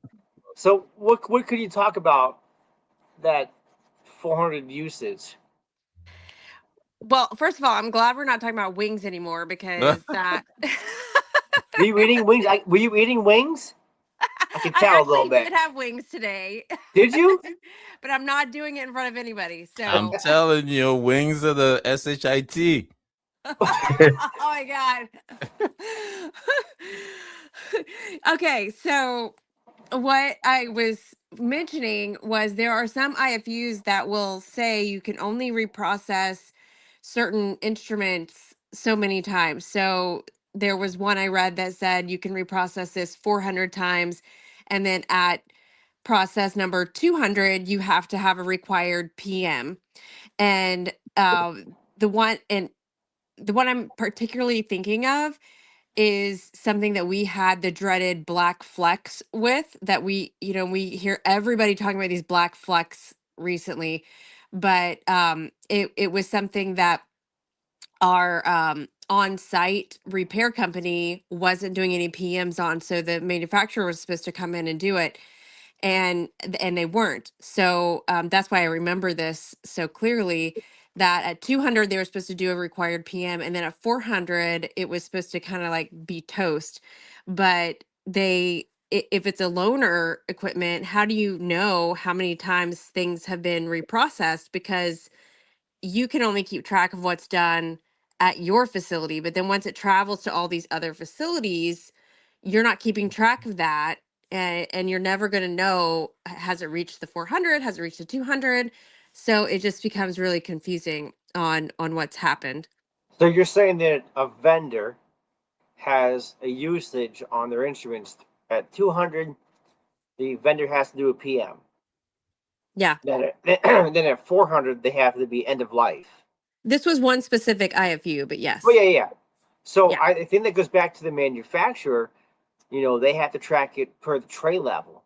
And as long as those instruments are in that same tray, I would hope that vendor or warehouse for that vendor was tracking the usage of those instruments. I would hope. Definitely That's a good point, not. though. Come on, And be, that's, be for yeah. real. We know they're not. Definitely not. Come on, We know they're not. you know how much these vendors charge the facility to use their instruments? You think that they're going to put a cap on that 200 and 400? No. Yeah, and it just doesn't happen. They're barely getting the instruments there in time for you to process them. They're not keeping track of the usage. It's the whole loaner vendor situation is just really disappointing. I Definitely. have I seen agree. I have seen a tray come in with 4 stripes and a cross, another 4 stripes and a cross, and 2 stripes. I think that's how they keep track of it. Was it Yeah, rusted that in might or was be it it. etched in? Was it like instrument tape or Sharpie? I Yeah, do want me. to go back to what I put it in the chat, but what Jessie was saying about looking in these lumens, we did that as part of one of our studies. We were looking in the lumens of some of these loaner instruments, and it is absolutely disgusting if you start looking in some of these like shavers and things with a borescope. And I would love if the industry got to the place where they started looking in all loaner instruments before use, because there was one we took right back up to the vendor and said, we aren't accepting this because there are people from all over the city still inside this instrument you just brought us. And they, kind of acted shocked, like, oh my God, that can't, that's not possible. And then we showed them the pictures, but it was disgusting. And it was rusted on the outside. I mean, it's stuff you could see without a borescope. So the loaner instruments are just really, really gross. So And let's go back to like your conversation you just had about what about the instruments you're discussing? What about the trays they come in? They Yeah, flake look, and look fill at in. look, So look at the if condition. I was just about to say that. Look at the conditions of the trays that these things come in, especially the ones that have like the coating in there to hold the instruments. The coating is peeling and cracking, and there's corners broken on it, and or they're so bent out of shape. And even worse, they're adding extra instruments into the tray when their yeah, IFU clearly states that there should not be extra instruments placed into there. But we don't So stop it. We don't. We yeah. don't stop it. We're our worst enemies. Okay, So because Jesse, we. Yeah, go ahead. I agree 100%. And what's crazy enough is, where I'm currently at, if the tray comes in and that coating or the outside is flaking, chipping, or peeling, we reject that tray. We'll contact the driver and the vendor that comes in for the surgery and say, hey, we're rejecting this tray. You have X amount of time to come in with a new tray, but we're not going to sterilize it. We can take it out of that tray and put it into like a rigid pan, but we are not going to process it in the current state that it is in. And we actually have the OR's buy-in on that standpoint and infection prevention too. So do you Kudos to contact the surgeon when that happens? I have found in my past that sometimes letting the surgeon know helps put a little bit of pressure on those vendors because the vendors don't want to upset the surgeon. So we actually have, not to get into too much detail about, my current situation, but we have had that situation occur, where the chief ortho doctor sat down with a vendor about the condition of instruments and retained materials. Condition of their trays was discussed, and it has gotten better. We're slowly changing out trays with newer trays. Again, I don't know why vendors, so any vendor out there in the world that wants to hop on a call with us, please reach out to any one of us. But why do your vendors out there not support newer trays? So if your tray is bad, it's bad. Why is your company making you or pushing back on replacing that tray? It is money. But lots of money. But if I'm going to deny your tray and you bring in 2 or 3 more sets and I keep denying them, you're not going to have surgery. And I know where I'm from, the surgeon is behind us and say, we want the best for our patient. We agree with you. We'll use plan B if we have to. Do you think these reps know what to look for, the ones that are actually coming to the ORs, or do you think that they're just trying to get these sets in as quickly as possible? I can tell you the ones that I work with personally. And, I feel like I've worked with very amazing reps in my current hospital and throughout my career. I've known some of them from my day one until now. I work with them again.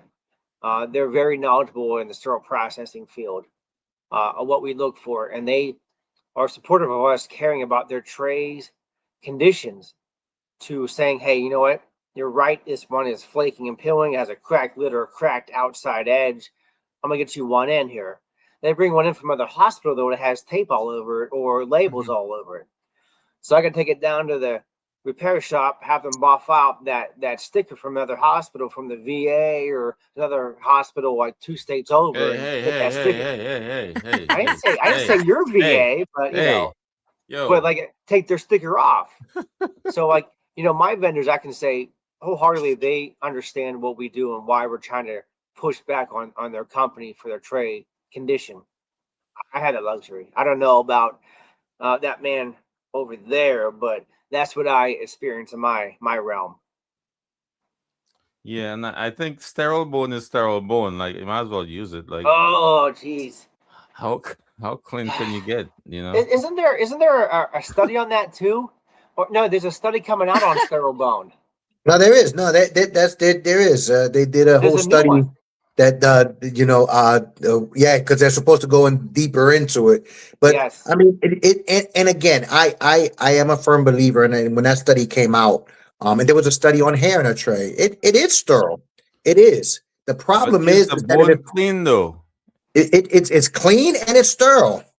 Because it went through the whole process. Well, did it clean? Like, See, our motto is if it's not clean, it's not sterile, and we can't sterilize dirt. The truth is we can sterilize dirt. That is the truth. There are methods to sterilize dirt. The problem with that process is that, again, we have to have a standard across the board. We can't say that, now we found out that the hair is sterile, no problem, we're good. What happens when that hair falls into a patient is being able to recover all those fragments. That's the risk factor there. It's not the hair. It's not the bone. It's the actual, if we don't see it and it falls into a patient, it causes a reaction. Okay.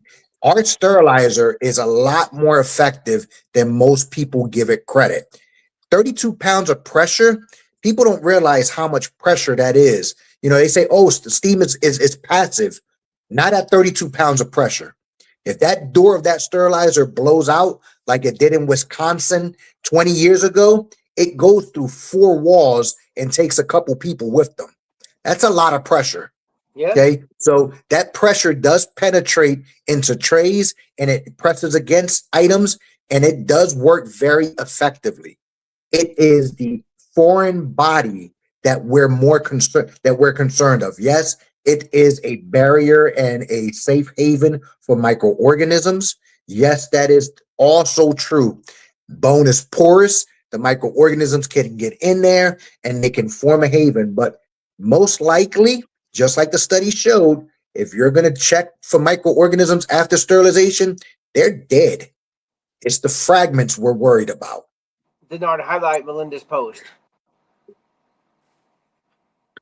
I didn't read it. I'm taking a risk here.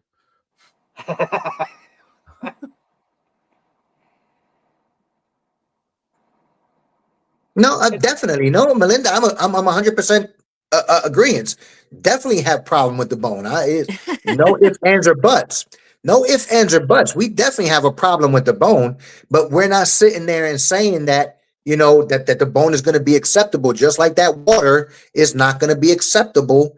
Sterility, again, we say it all the time. We're taught sterility is not guaranteed. It is a probability.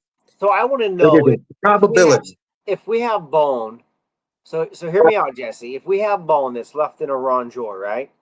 Mhm. And that rongeur hits sterilization 270, 430, whatever we got to do. Mhm. BI passes, and then we take that bone out. We send it off to a lab to be studied. If there's any foreign material left, has anyone ever done that? I don't know if anyone done that. I don't know. I don't know if that study has ever been done. So I think that's where the industry needs to go. Jill, do you know of anything like that, or Deannard? Honestly, I don't think it should be done because what's that going to prove? What tone is that going to set for the industry? That's nothing antibiotics can solve. What? Yeah, and I did want to bring up there are studies that have been done that show that foreign bodies that go into the surgical sites do cause inflammatory reactions, adverse reactions, and do end up causing surgical site infections. Exactly. So there are studies that have been proven, and it's hard to do studies like this because you basically are causing patient harm when you're trying to prove things like this, because you don't want to say let's drop a piece of bone that was sterilized and into somebody's surgical wound and see if it harms them. So there aren't a lot of studies like this for a reason, because you don't want to intentionally cause harm or see if you're going to cause harm. But there are some studies that do show what the harmful effects are when foreign bodies of whatever type that were sterilized do go into the surgical wound. And that's the important point. And Jessie was making that point too, that no matter what, these things should not be in our sets when we sterilize them. That's why we clean so much, and that's why we make sure that we're not putting them in the sterilizer, because they're not supposed to go in the patient's body, because they will cause adverse effects. So I'd love to get someone from IP on a call someday, Deannard. It'd be great to get someone from IP on a conversation with us, Jill. Really? But so Really? if they could answer a question. So again, you have SSIs are out there, right? If you have an SSI on a patient, the why does it always go back to sterile processing? Right. Well, if you have wait, antibiotics can solve. No, wait. Let me finish. Hold on. Why is it not looked at from how is the patient prepped? And then why is it not looked at as how is the patient doing the recovery? why is that never looked IP at? When does the look patient at comes that. back, let IP looks at that. Okay, right, let right, me Joe. answer it differently.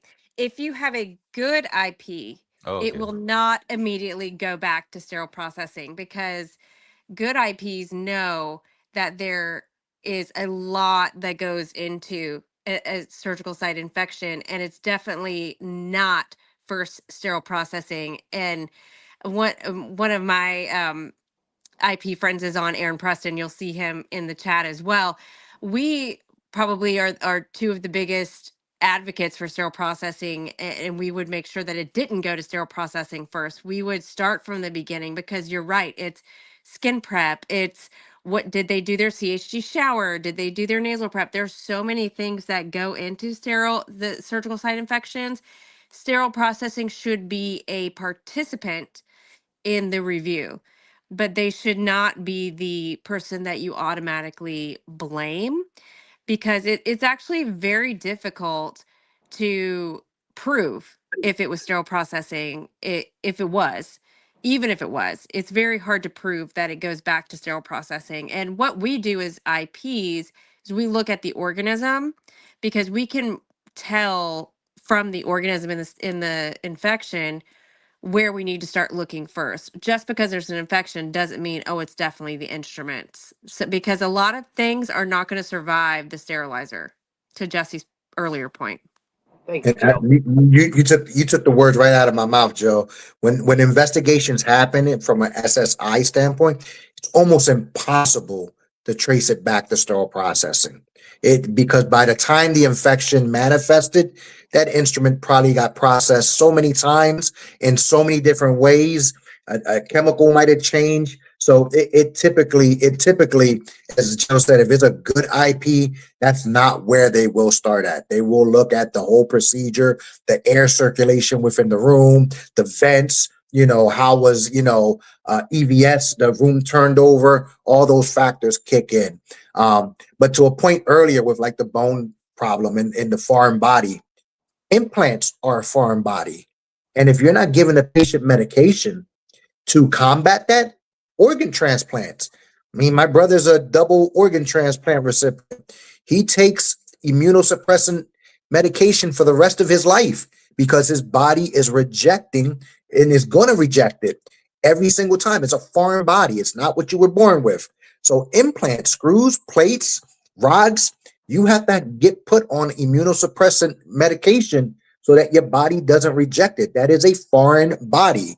So anything that goes into your body, whether it's sterile to the 100th time degree, that foreign body in a person will cause a reaction and will lead to an infection later on.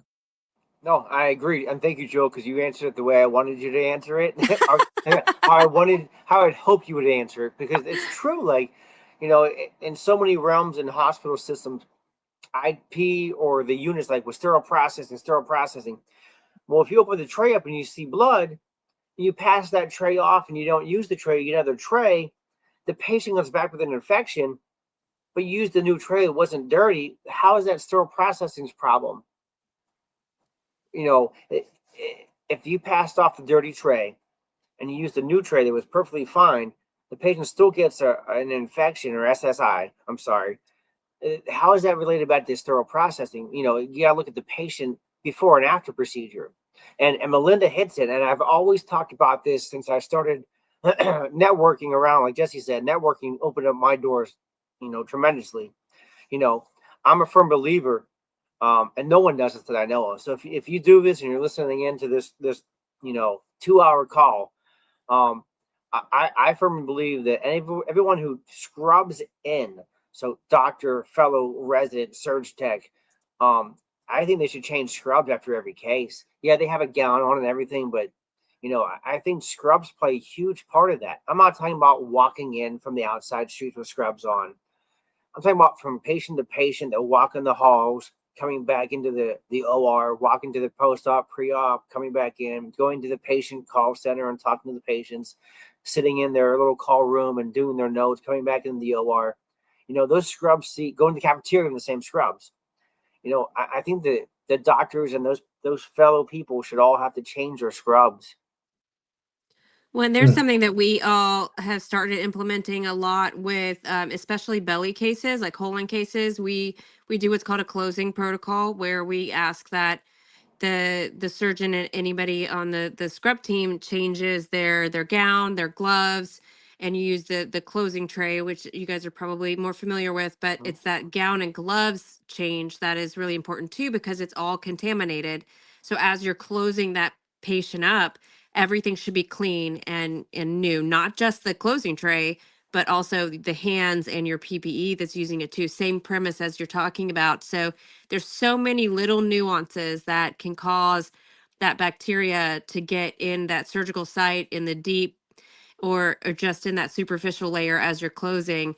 And that's the IP's job to figure that out. So if you have an IP that is just not familiar with sterile processing, that's probably the person that's going to go blame sterile processing quickest, because they just don't understand. So invite them down, teach them, let them see uh, everything that you do, and then they'll be more of an advocate.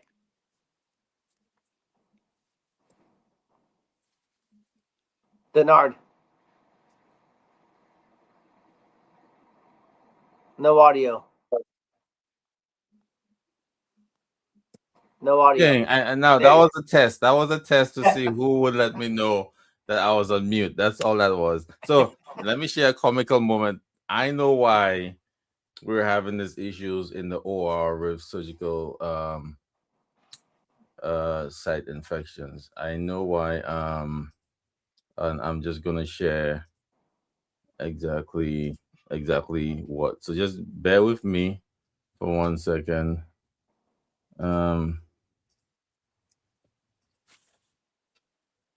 Yeah, this is why we have these issues. You can't do that.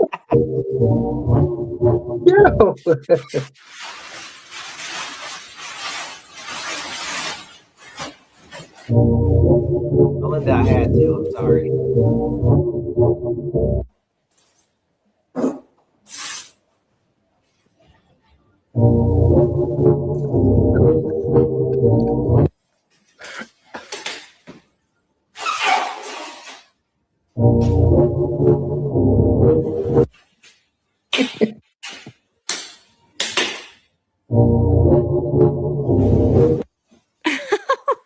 There's a lot of violence there, Deannard.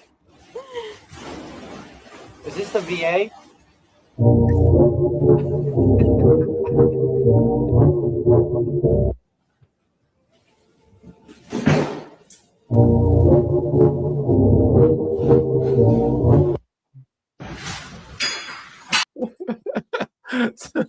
So this I found it out. That's why we have these issues. That's exactly why. Because You're probably right. it is Yeah, I agree. Well, Yeah. listen, it's 9 o'clock. I could go all night. So it's up to you two. Well, you're three now, because now Jill is part of the. She has no beard, though. We need to get her a beard. You know, Yeah, I'd really rather not, but yeah, I feel like you would look. You can pull off a beard. is crazy. Like, yeah, she doesn't want that. The constant So, shaving. so Aaron, closing trays are now making a bigger impact and more facilities that I can tell you across. I've been part of 2 hospitals, as I can plainly say, that have implemented closing instrument sets as a standard. So I can say that it is definitely making positive advancement on that. And most hospitals don't understand that. So if your hospital doesn't have a closing set, think about this. If you have a cancer patient, right, and you work on a cancer part of the body and you use the same instruments on the clean part of the body, you're just reintroducing that cancer back to the patient. So that's the easiest way I can explain closing instrument sets to anyone who doesn't understand the concept. Closing instruments, you're closing with a brand new, fresh, right, clean, non-touched instruments, not on the stringer that you use for your general setup. You're using a whole new tray setup with new gloves, should be new gloves, to close that patient up. I believe in that 100%. So, challenge to every hospital out there listening in, closing instruments should be I don't want to say mandated, but should be a staple in every hospital moving forward. Totally agree. All right, we're on the verge of wrapping up, guys. So We're wrapping up. Final words. We if we want to, we could revisit this. I think this show was really helpful. Hopefully we have some vendors who itching to come on and share their story. And Well, I'll get in touch with one Trey, and we'll get going. And Yeah, we'll get Jill to grow a beard. Yeah, I'm not talking about the cookie cutter questions and they get to say this and that. Like they're gonna have to answer some questions that are outside what the typical company packet pamphlet gives them to answer. So you might not get that answer. Yeah, we don't come. So if you want to be real, come on. If you can't be real, we could read the IFUs. If you're just gonna see what's in the IFUs, we could read it. We don't need you. But if you're gonna give us some more information, come on, please. Well, yeah, I appreciate everyone coming on and being active on the chat. I definitely appreciate it. We'll definitely have some more videos, some more podcasts, maybe once a month. We're gonna try and do this. I think I like to do it. So yeah, let's do it live at the big show. Well, no, we got March. Oh yeah, we got March, and then at the big show we could do a live. Yeah, we'll do a big show in March. Jess, you coming to Baltimore? Oh yeah, I'll be there. Definitely. Cool. Yeah, well, we'll do a live at the big show. We'll get the 4 horsemen back together. And we'll maybe invite Jill. Yeah, Jessie had some hair issues. He was at the salon. He's getting his nails done. Sorry, Jameed was at the salon. Yeah, we'll have wings. We'll have a wing eating contest. How about that? We'll have a. Oh yes. I'm not going to win that because I like to take time with my wings. My wings. And Deannard, if you want to take me on the rap contest, let's go, buddy. 3-time. I don't know. I'm kind of removed from the rapping, but I gotta practice. I'll have to practice for that. I'll have to get back into for the entire world out there. I do not use smartphone at all in my facility. So when I do the smartphone race, that is the first time I touch it in 1 full year. All right. And I can prove it. I'm practicing right now. I'll show you a picture on Monday, Jill. He has smartphone at his house that he practices every night. It's in my basement over there. I can't tell you. Wait, who's that LinkedIn user that says shave the beards? Who you got to state your name on that one. It's anonymous. I'm not shaving my beard at all. Oh, I like that person though, because they're trying to make it so that I don't feel left out. They're anonymous LinkedIn users. I thought you had to put your name, birthday. Yeah, who is that? Come on, you got to cough up the name. We can't end the show until they say who they are. There's an anonymous. It's Katie. It's Katie. Oh, of course it that's is. biased right there. We can't. I love you, Katie. Katie's another IP. She's biased. We can't. She's my bestie. No, she doesn't count anymore. Yes, you do, Katie. I'm kidding, Katie. Who doesn't love a good beard? You know what I mean? I think next time we need to talk about it's like a chia pet. It's like an old chia pet. A chia pet. Oh my god. Yeah. Well, I do want to say thank you, everybody, and thanks for Deannard for hosting us. So, Joe, thanks for hopping on. I'm sure you're with your family, so I appreciate you. Of course. Yes. Bye, guys. Melinda, always a pleasure, guys. Always a pleasure. All right, guys. Well, we'll be out, guys. You don't have to leave. We could end the show and we could talk on the other side if you still want to talk. But we'll be heading out, guys. Thank you to all the viewers. Thank you to everyone in the comments. Appreciate your support.